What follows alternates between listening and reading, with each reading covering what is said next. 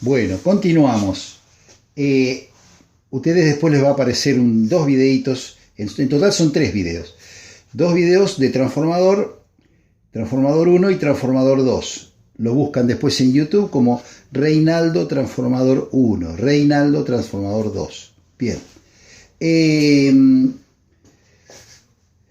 Entonces habíamos dicho que está compuesto por 2 bobinas separadas entre sí. Y dijimos, ¿por qué a veces hace falta que sea elevador? Quiere decir que yo acá puedo entregar 220 y a la salida tener 1000 volts o 5000 volts. ¿Está bien? ¿En qué caso se ve eso? Por ejemplo, ¿saben dónde se usa un transformador elevador? En una casa, en un microondas. El microondas, por ejemplo, tiene un transformador para hacer funcionar la parte de las microondas, justamente. Lo que hace es tener una entrada de 220 volts y saca en el secundario, tiene algo de 3500 volts más o menos. Por eso que hay que tener mucho cuidado cuando se desarma un microondas. ¿Por qué? Porque nunca tiene grado, es peligroso porque tiene alta tensión, un valor alto de tensión. No sería alta tensión eso, pero ya 3500 volts a una persona puede hacerle un daño importante. Bien, y sabemos lo que es un transformador elevador y un transformador reductor. Del reductor hablamos para qué sirve. Ahora acá yo le mostré estos diferentes transformadores. Algo que es muy importante, que no les dije recién, es que este núcleo de hierro, ¿ven que tienen distinto tamaño? ¿Cuál es la diferencia? ¿Por qué uno es más grande que otro? Porque tiene que ver con la potencia. Por eso que acá ustedes, ¿cuál es uno de los problemas principales de toda esta materia, digamos, de todos estos temas? Es que ustedes ahora empiezan a ver un montón de terminología que no están acostumbrados a utilizar. Entonces, por eso se les confunde a veces cuando uno dice, bueno, ¿en qué se mide la corriente? ¿En qué se mide la tensión? ¿En qué se mide la resistencia? Se empiezan a confundir. ¿Qué es la potencia? Pues son todos términos nuevos para ustedes. Entonces, la potencia, traten de ver, por ejemplo, para compararlo con la parte mecánica, ¿qué tiene más potencia? ¿Un Fiat 600 o un camión? Ahí está la diferencia. Eso es, cuando ustedes hablen de potencia, piensen más bien en el tamaño del transformador.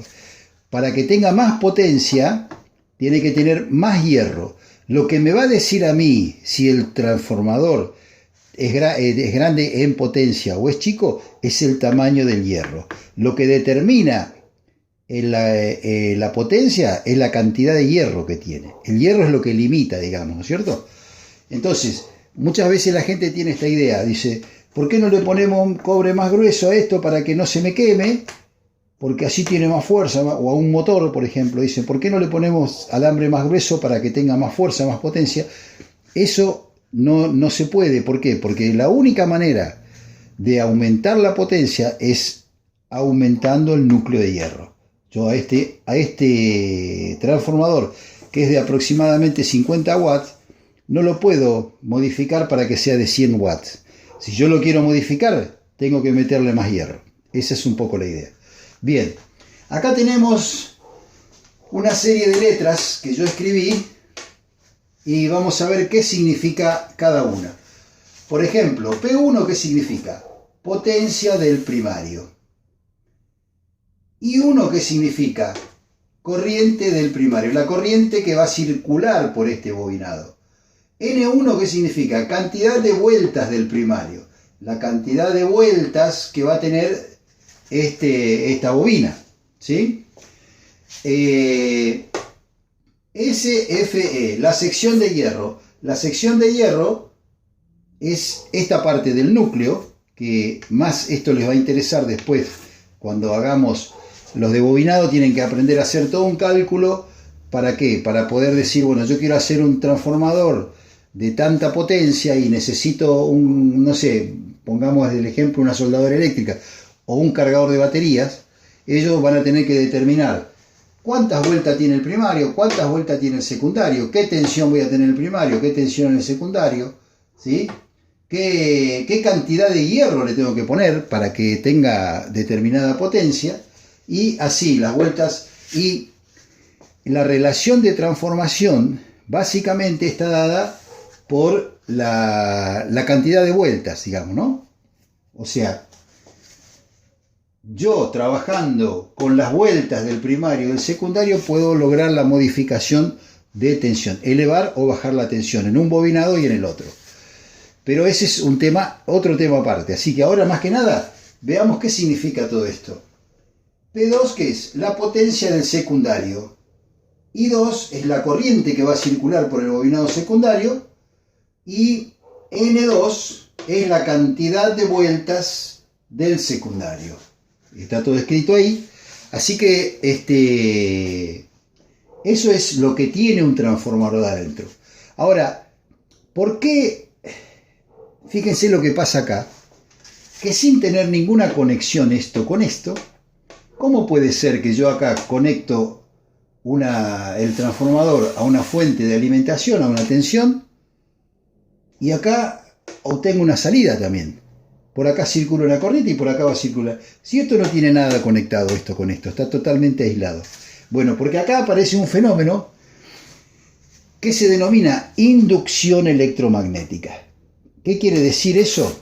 Que este bobinado, cuando yo lo conecto a una tensión, circula una corriente y produce toda circulación de corriente, produce un campo magnético. Ese campo magnético, que para que ustedes tengan una idea, es un campo magnético de una fuente de alimentación de alterna, de una fuente de alimentación. Lo que tenemos en la casa es corriente alterna. ¿Dónde tenemos corriente continua? Todo lo que sean baterías, pilas, todo eso es corriente continua. ¿Dónde tenemos corriente alterna? En los edificios, en las instalaciones. Bien. ¿Qué es lo que hace que yo conecte el primario y tenga alimentación en el secundario? ¿Qué es lo que hace? Este fenómeno de inducción electromagnética, que es el tercer video. Hay un tercer video que es el que va a mostrar qué es la inducción, qué es lo que pasa con el fenómeno de inducción electromagnética.